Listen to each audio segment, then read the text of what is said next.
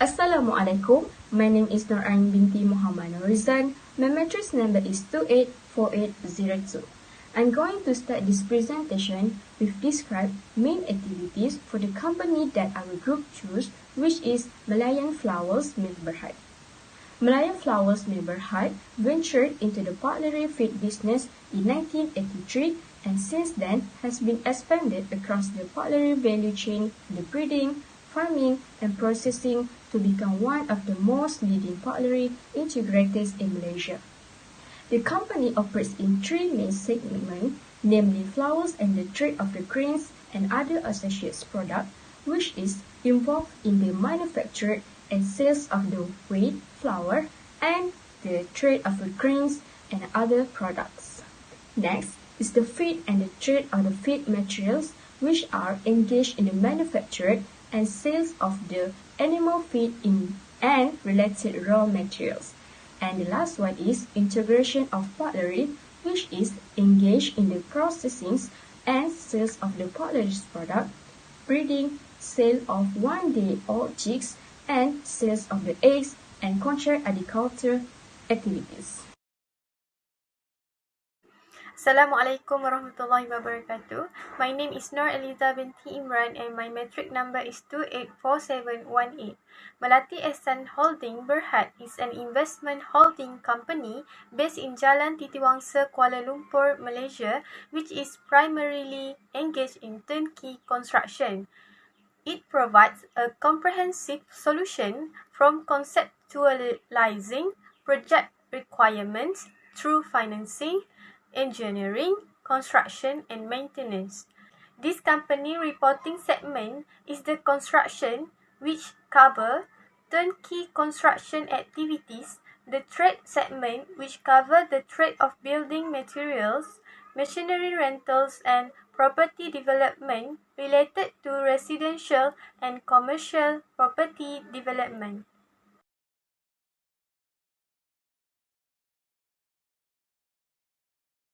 Liquidity ratio is a type of financial ratio using the financial metric used to determine a company's ability to pay its short-term obligation. In other words, it shows how easily a company can pay its debts. Current ratio and quick ratio has been used to compute the liquidity ratio for both companies. I'm going to explain about the current ratio first. The purpose of current ratio is to measure the company's ability to pay short-term obligation within 1 year. We're going to use the current ratio formula, which is current asset divided by current liabilities. So, according to the graph, the current ratio for Malayan Flower Mills Berhad and Melati Ehsan Berhad in year 2020 was 1.08 to 1 and 1.77 to 1. Melati Ehsan Holdings Berhad displayed the higher ratio than Malayan Flower Mills Berhad. Both companies have shown ratios that above than 1.0, which means that they were exactly able to pay off all its current liabilities with its current asset. In details, Malayan Flowers Milk Berhad has 1 ringgit and 80 cents of current asset to cover every 1 ringgit their current liabilities, while for the Melati Ehsan Holdings Berhad, the ratio would mean that the company has 1 ringgit and 77 cents of current asset for every 1 ringgit of their current liability. So for the next one is, I'm going to explain about quick ratio. We're going to use the quick ratio formulas, which is quick asset divided by current liabilities. What is quick ratio? Quick ratio obtained to measure a company capacity to pay its current liabilities without needing to sell its inventory or obtain any additional financing.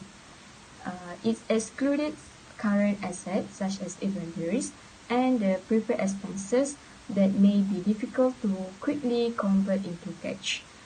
So, according to the graph, the quick ratio for Malayan Flower Mills Berhad and Melati Ehsan Holdings Berhad in year 2020 was 0.71 to 1 and 1.50 to 1.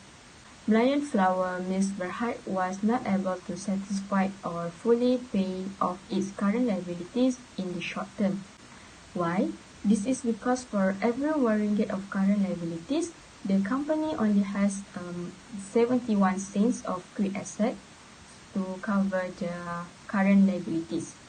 However, for Melati Ehsan Holdings Berhad, states that for every 1 ringgit current liabilities, the company has current asset of 1 ringgit and 50 cents to settle their liabilities. This means that the company actually has a better company liquidity and financial health because the company is capable enough to pay all of its current liabilities.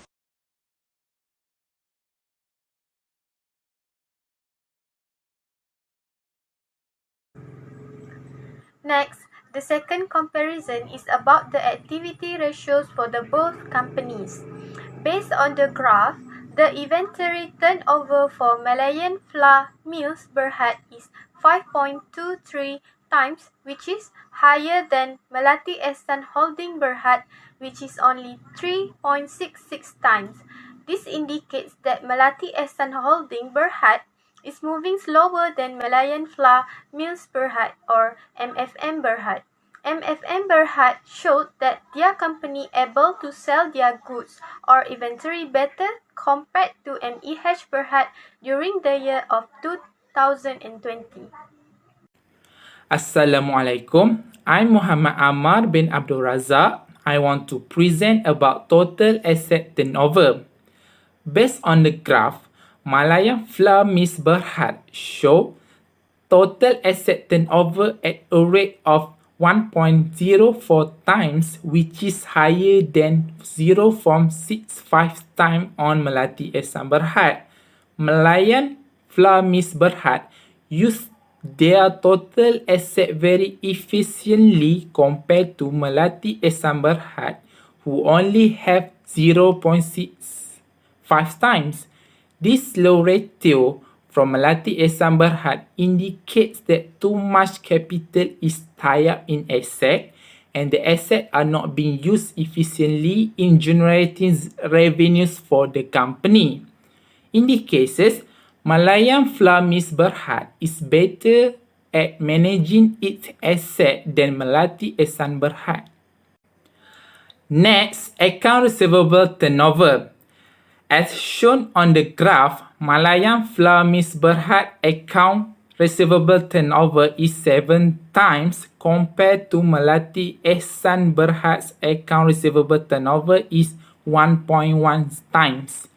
A higher receivable turnover on Malayan Flour Mills Berhad signal that the company is able to convert its receivable into cash very quickly than the other company.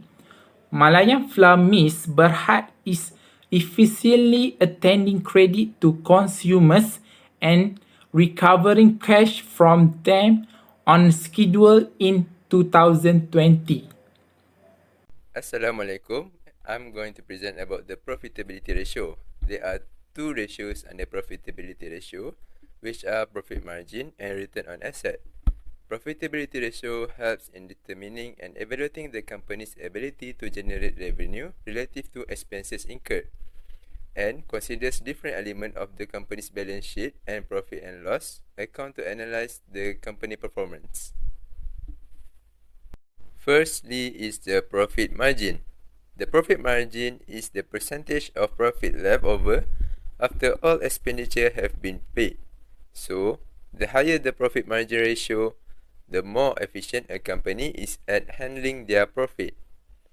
Based on the graph, Melati Ehsan Berhad has a higher percentage of profit margin on sales, which is 0.88% compared to Malayan Flour Mills Berhad, which is 0.78%.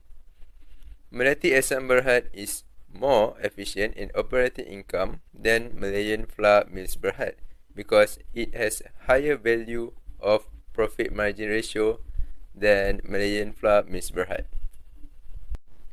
Secondly is return on asset. Return on asset is a profitability ratio that compares net income to average total assets to determine the net income generated by the total assets during a given time. This ratio, in simple words, determines how profitable a company assets are.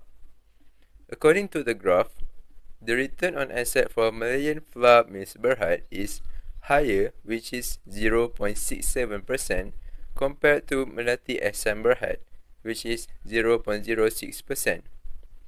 This shows that Malayan Flour Mills Berhad is more efficient in using their assets to generate profit compared to Melati Ehsan Berhad. Both companies have done a great job in controlling the profitability ratio and determining the efficiency of their business. Assalamualaikum warahmatullahi wabarakatuh. My name is Siti Nathasa Binti Sasan, number matric 284827. I will present about the leverage ratio between Malayan Flour Mills Berhad and Melati Ehsan Holding Berhad in 2020. Leverage ratio are used to determine the relative level of debt load that a business has incurred. This ratio compares the total debts of obligation to either the asset or equity of a business. A high ratio indicates that a business may have incurred a higher level of debt. There are two types of leverage ratio to interpret in the company have been choosing, which are debt to asset ratio and debt to equity ratio. First, debt to asset ratio is a financial ratio that measures the extent of the company leverage.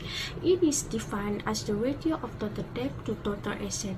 The debt to asset ratio is commonly used by creditors to determine the amount of debt in company, the ability to repay its debt, and whether additional loans will be extended to the company. The both companies show a ratio less than 1, which 0.55 by Malayan Flour Mills Berhad and 0.45 by Melati Ehsan Holding Berhad means the company owns more assets than liabilities. It means that 55% of MFM Berhad and 45% of MEH Berhad business liabilities are covered by the asset. The lower the debt to asset ratio, the less risky the company. This company performed very well with all else being equal. In this case, Melati Ehsan Holding Berhad has done a great job because got less ratio than Malayan Flour Mills Berhad.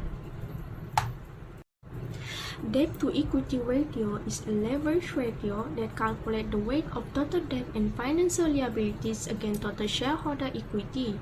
Debt to equity ratio is also known as risk ratio and gearing ratio, which define how much bankruptcy risk a company is taking in the market. According to the graph above, the debt to equity ratio of Malayan Flour Mills Berhad was 0.65 while 0.82 for Melati Ehsan Holding Berhad. These both companies show the debt to equity ratio below than 1. Debt to equity ratio below than 1 indicates a company is having lower leverage and lower risk of bankruptcy. In another word, a ratio of 0.65 means that Malayan Flour Mills Berhad has Ringgit Malaysia 0.65 of debt for every Ringgit Malaysia 1 in equity, while Melati Ehsan Holding Berhad have 0.82 Ringgit Malaysia of debt for every Ringgit Malaysia 1 in equity. However, Malayan Flour Mills Berhad did very well because Ringgit Malaysia 0.65 of debt for every Ringgit Malaysia 1 in equity less than Melati Ehsan Holding Berhad.